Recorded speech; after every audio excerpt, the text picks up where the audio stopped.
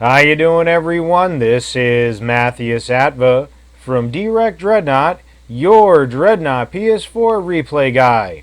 Today we have yet another player-submitted replay cast for Dreadnought. Indeed, October will be the month of player replay casts, and today we have longtime subscriber, friend, frenemy, and ally Lsmoke82 in his most beloved murder machine monarch, warping in violently in this legendary onslaught match on Red Sands. And this is a very special replay for Leonard, as this is 20 kills in his favorite ship, the Monarch. Now, I have personally seen Leonard Smoke do 17-0, 16-1, a bunch of great matches in many ships, but I feel his pain because in this ship, it is his favorite, and he wanted to get that 20 kill milestone, and I have favorite ships in Tier 5 that I just can't get 20 kills with, such as the Mithras, which is one of my favorite ships to fly, and I just can't seem to get that 20 kill mark. And if you see me get 20 kills in one of my favorite ships like the Athos, you know that replay is going to hit this channel the very next day. Now let's take a look at Leonard's most beloved ship, the William Adama, named after the famous captain from Battlestar Galactica. Yes, you know it. Leonard is a Battlestar Galactica fan, and of course, his Monarch has the Heavy Ballistic Cannons 5, Heavy Flat Cannons 5, Plasma Broadside 5 for delivering the damage and using Retaliator to deliver the damage a lot, the dreaded Triad Pods, a staple for any jumping Monarch, and of course, instead of Armor Booster Pulse, he doesn't want his prey to get away, so he uses Stasis Pulse 5, and the Monarch won't be going anywhere fast without Warp Jump 5. And for officer briefings, we have Retaliator, because you better believe it, everyone will be shooting at Leonard Smoke in this replay. Destruction Cascade, because Leonard will be killing a lot of enemy players, and that's just going to add to his damage and cascade the amount of kills that he is going to get. And of course, we have Navigation Expert, which is interesting. Most people take slow and steady, but in Navigation Expert, you have to understand that Leonard wants to maneuver a lot, and he may not be able to jump, and he wants to get those broadsides to bear without drawing his shields down too much. So last we have Get My Good Side, which means anytime he takes damage to the side, he is going to get energy back, which is just going to feed into his shields and feed into Navigation Expert when he needs to maneuver, and I think that is a great build. The William Adama is, of course, a Tier 5 Monarch from Jupiter Arms and uses the Fallen Troy paint coating and has no emblems or icons, but that's fine because that's the way Leonard likes it. On Leonard's team, the blue team, we of course have Patches 7, who is an awesome tactical cruiser, and you will be seeing replays, I'm sure, from Patches 7 in the future. And we also have Snick Diesel, but look at all these bots, 3 bots on Leonard's team, and that's not good news. It will be an uphill battle. And it will also be an uphill battle because look at this red team. Schludwig78, one of the contenders for top 10 PS4 players of Dreadnought of all time. Airman TM1, who is a nasty Dreadnought captain, even though he starts this match in a tactical. Orion Pax and TNT3210. These guys are monsters. This is not going to be an easy match for Leonard. We have 2 more players and 2 more bots to add to the opposition, and that means that this is going to be a rough match, especially since Leonard Smoke's main goal is not to have the best KD or best score, but to get the 20 kills in his most favorite ship, and he will do anything to get those 20 kills, and you will see some dedication and perseverance on Leonard Smoke's part in this favorite replay of his that he submitted to Dreadnought.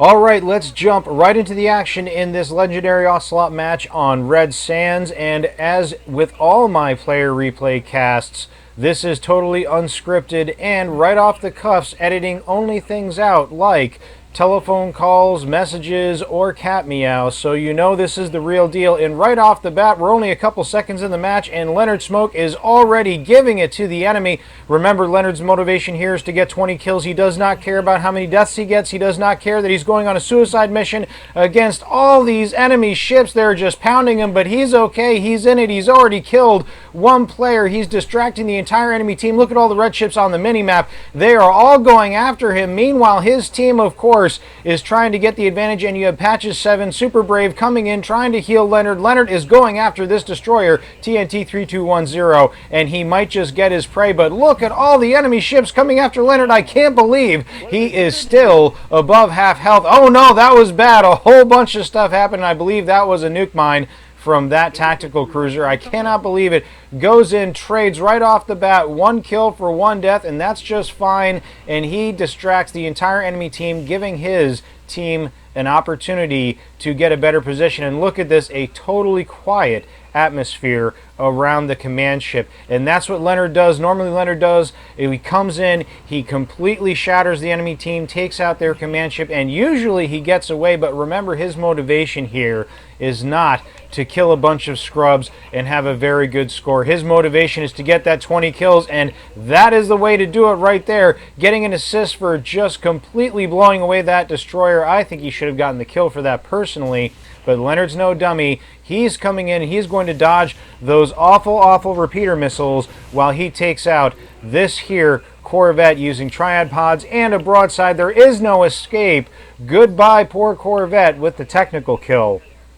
Now we see another destroyer coming in. Again, it's TNT 3210. Do you think he's going to get away with it this time? Last time, he managed to escape Leonard's clutches by his own team, pouring on so much damage to poor Leonard Smoke, but that's all right. I don't think he's going to get away this time. He's putting up his shields and trying to run away, but Leonard is not having it. He is totally piling on the damage. Look at poor TNT. He is almost dead, but also look at all the damage coming in on Leonard. Oh my God, he's taking so much damage. Look at all the enemy ships just focusing down Leonard, because these experienced players know that if you ignore Leonard, he will jump right into the middle of your team, destroy your command ship, and crush you as well and get away. And look at that green beam. Patches is just keeping up with Leonard, which is mainly impossible. I've tried to be a tactical with Leonard, and it is extremely hard because he is just so mobile in this heavy Monarch battleship and so relentless. He does get TNT that time,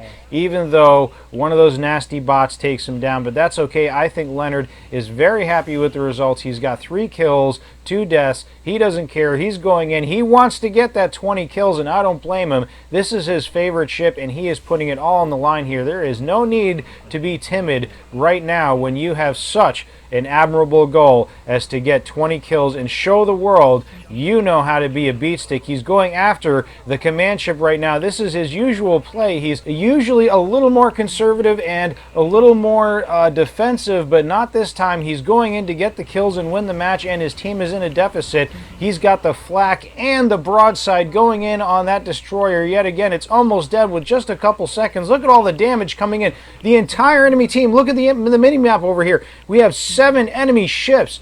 7 enemy ships firing at Leonard, and he is still pouring the damage on that poor command ship. He's pouring the damage on all these other enemy ships. You see it, that Dreadnought, that destroyer were almost dead. They may not get away. He gets the command ship, and look at this right here, the triad pods and a broadside, and that's the end of the tactical. Tactical does a suicide run with a nuke mine, but give me a break.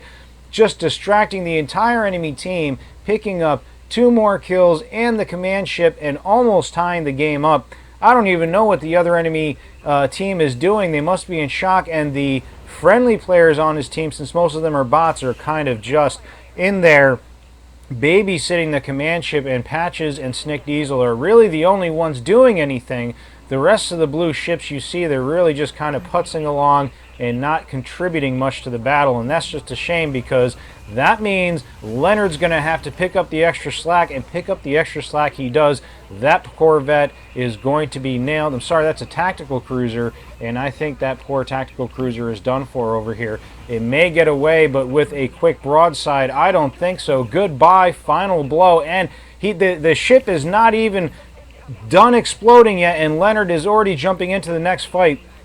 That poor Corvette tries to put on some damage with Leonard, but it's just double kill city. There is no getting away from this Monarch. When this Monarch comes for you, it means business. Truly, Leonard Smoke is a one-man army. Look at this ship just taking it to the enemy team. He's completely cleared this entire section of the map, but he's not done yet. That pesky Yolanga Fagdung, who put that damage on him earlier and killed him when he was about to get away, just gets evaporated, totally melts. There's nothing they could have done. Leonard puts up his shields and waits for the Retaliator to kick in, which it does, and he's going to jump in on this other artillery cruiser. He's now in the back lines of the enemy. The enemy tactical cruisers are having to turn around to deal with him instead of healing their own ships, which means any ships that are charging at the friendly command ship are not going to have tactical support. And look at this, we have a rupture beam on poor Leonard. Leonard doesn't care, though. He's already deployed his pods. He's already got the next jump coordinates set. And of course, here we go. Jump, and oh no, those tactical cruisers know better, and they are running away. They know not to be in flak range of Leonard when he is in a bad mood. And look at this. He is just tearing into them. They are trying to do their best. We have 3 tactical cruisers trying to bully Leonard, and he is just taking it on the chin, taking all this damage. These tactical cruisers should be healing their comrades. They should be healing their compatriots, and they're not. And there goes one of the tactical cruisers right there, and Leonard gets away, and Patches is right there to patch him up. And that was a great play. Went in, destroyed 2 artillery cruisers and a tactical cruiser, and on top of that kept the other 2 tactical cruisers busy, so none of them are healing. 3 tactical cruisers, none of them are healing, and that's yet another Corvette, and he gets the Caretaker for destroying it while protecting a tactical who's healing him, and that's just fine. That's what Leonard does. He knows to take care of his tactical cruisers and his teammates, and he's going in on this Monarch, which is launching nukes at them, and he dodges those nukes very easily and then jumps in on this Monarch, and even though the broadside missed, this Monarch is done for. Leonard, there's absolutely no more pressure on him, which is the worst possible situation you can have. Let me tell you, when I play Leonard and I see him jumping around, I know to go in there and make sure to fight him off or take him out if I can, and that poor Monarch was left alone to deal with Leonard, and that's a no-win situation. But Leonard's not done. Look at this. The enemy team is backed up into their own deployment zone because Leonard keeps intercepting everyone that comes out and wiping them out, and then taking on groups of artillery cruisers, groups of tactical cruisers. There's just no safety. He's all over these guys. And look at the score. The red team was previously winning, and now they're not because of Leonard. He was able to distract them and make sure that they are not putting pressure on the friendly command ship. And because he's disrupting their long-range support and their tactical support, they just can't catch up, and they're losing now. And even though Leonard looks like he's in trouble right here, he's going to keep the fight going, just keeping the pressure on these guys and not giving them an inch. Patches is trying to save Leonard right now, but it looks like it's just too late with that nuke, and Leonard is respawning again. But wow, I can't even believe the pace of this Dreadnought replay cast. Usually we don't have Dreadnoughts. Usually everyone wants to send in their Corvette or Destroyer replay, but let me tell you, Leonard knows how to use a Monarch and knows how to get the job done. He has turned a bad situation into a winning situation by disrupting the enemy and getting those kills.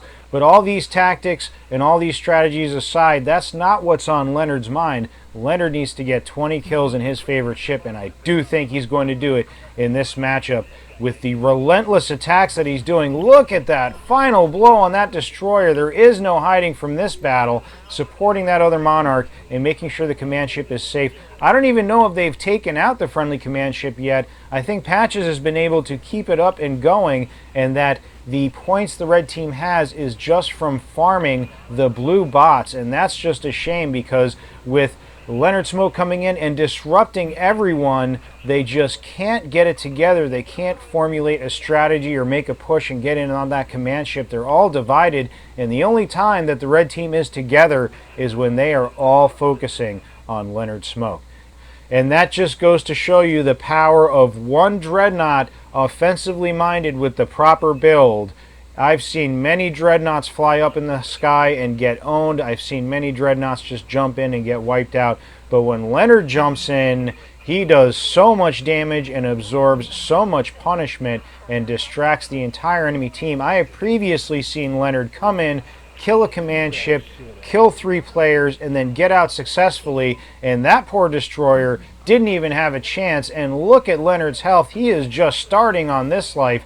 They have no possible chance, and look at this already. They are all starting to focus. You can see the red ships in the upper right-hand corner just gravitating towards Leonard's smoke. The tactical cruisers are all focusing him down. The artillery cruisers are all shooting at him. He is just the biggest distraction, and he gets yet another, I believe that's the 2nd or 3rd saboteur, and that's because he's using, instead of armor booster pulse, stasis pulse to make sure that his prey doesn't get away, and he uses those devastating flat cannons. And speaking of the devastating flat cannons, look at the amount of damage he just piles in just a couple seconds. But unfortunately, Leonard is just getting rocked by nukes, and even though he gets the frontline freak, he also gets another death. He's 16-5 right now. He has only 4 more kills to go, and he will do anything to get those 4 kills, and I think he's going to get them. We see the red team, whenever Leonard is out of the picture, the red team does catch up on points. They're bullying the bots and the lower ranked blue members on his team to catch up in points, but Leonard's back in it right now, and I don't think the enemy has a chance.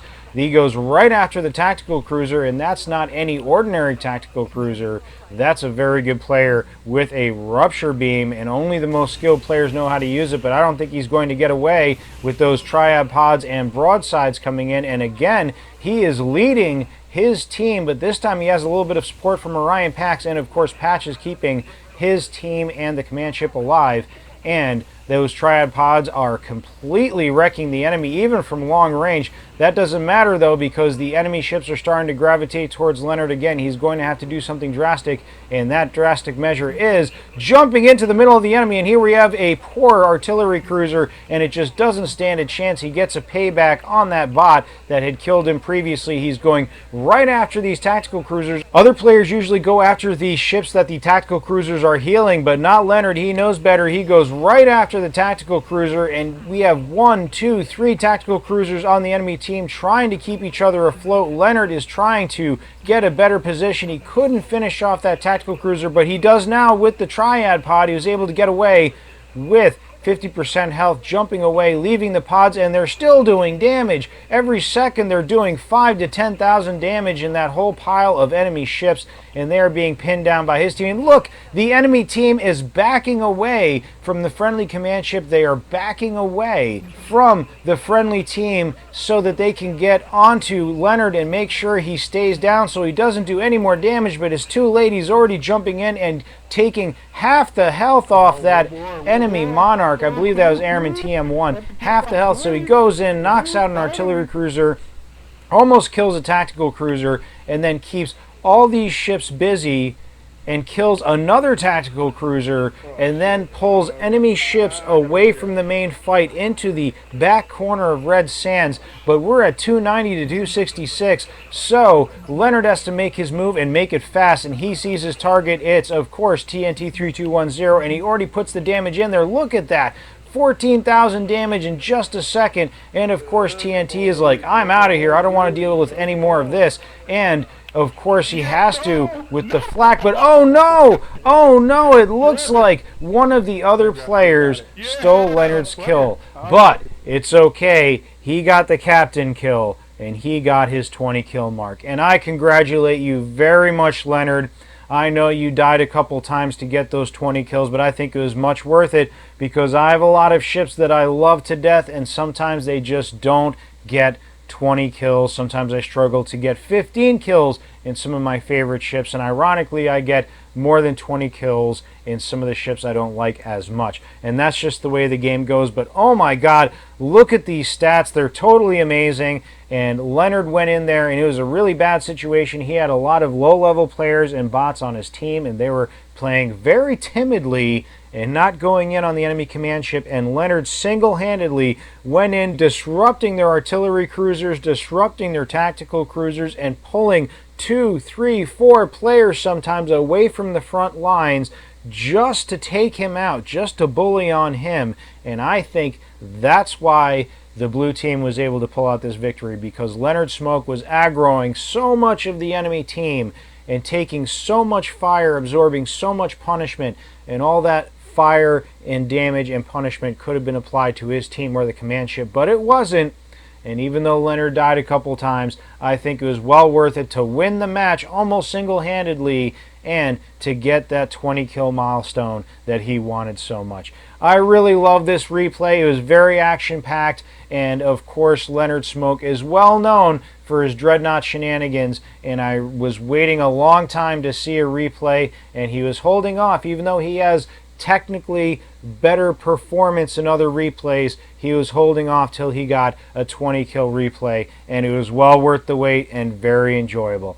Thank you very much, Leonard Smoke. I was barely able to keep up with all the action, and you were in the center of the fire, the center of the battle the entire time. It was very fun to watch and a lot of fun to cast. Well, that's it from me for now, and I'll see you soon in Sinley Bay.